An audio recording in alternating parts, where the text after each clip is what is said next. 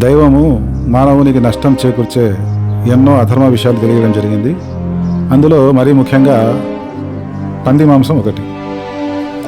ఆ పంది మాంసం తినడం వల్ల మానసిక సంబంధమైన సమస్యలతో పాటు శారీరక సంబంధమైన రోగాలు కూడా, మరీ ముఖ్యంగా మర్మాంగాలకు మశూచి, క్యాన్సరు, తామర, గజ్జి లాంటి శారీరక సంబంధమైన రోగాలు ఎక్కువ వచ్చేదానికి అవకాశం ఉంది.